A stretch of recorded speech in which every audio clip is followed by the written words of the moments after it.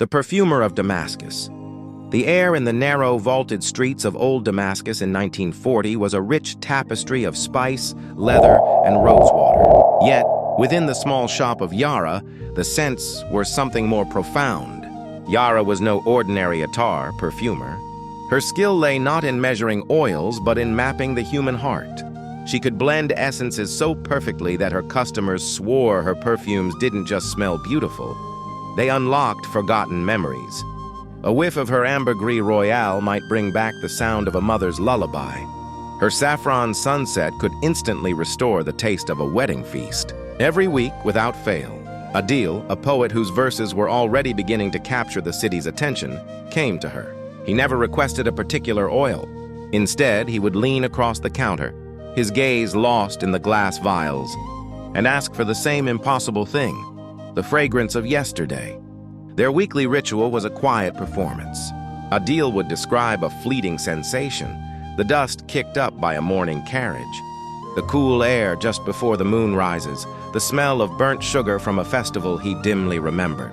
Yara, listening to the poetry of his descriptions, would close her eyes, her mind translating his verses into juniper, jasmine, sandalwood, and myrrh. Her hands, stained golden with oil, would dance over the flasks, mixing a unique, ephemeral memory just for him.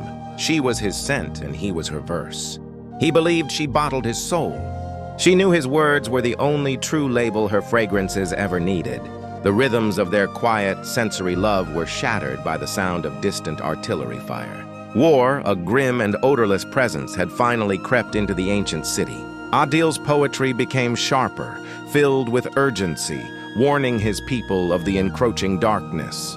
The night he came for his final blend, his face was pale, reflecting the panic that had seized the city. He did not ask for yesterday's fragrance. He asked for tomorrow's. Yara wept silently as she worked. She reached for the rarest, most resilient essences: frankincense, which survives fire; white musk, which lingers long after the oil has evaporated; and a single heavy drop of pure damask rose, the scent of the city itself. She poured the finished blend into her smallest, most precious vial, capping it with a silver stopper. "This is not a memory, Adil," she whispered, handing it to him. "This is a promise." He took the vial, tucking it deep inside his breast pocket, close to his heart. They exchanged no vows, no final words, only a touch of hands that spoke volumes. The next morning, Adil fled to the coast, tasked with carrying his potent words out of the country. Hours later, the violence reached Yara's quarter. She joined the rush of desperate citizens forced to leave behind everything, including her beautiful ruined shop. The shop, along with every flask and memory contained within, was reduced to rubble. Years passed, marked by headlines and exile. They never found each other. Adil became a celebrated voice of the diaspora, his poems translated across continents. He never mentioned Yara's name directly, but every collection, every verse, contained lines about an invisible beloved and the lasting scent of what was lost. His poetry, rich with the fleeting, powerful imagery of jasmine and ancient wood smoke, carried her spirit like perfume in the wind. Decades later, during the slow, painful process of clearing the rubble of old Damascus, a crew sifted through the foundations of a forgotten perfumery. Tucked beneath a massive fractured stone was a single, tiny, silver-stoppered vial, miraculously intact. Attached to it was a small, brittle leather tag, covered in delicate Arabic script.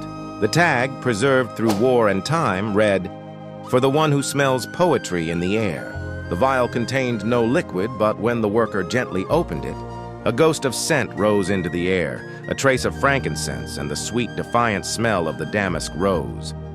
It was a fragrance of yesterday and of all the tomorrows that never came, proving that some loves, even when silenced and scattered, retain their essence forever.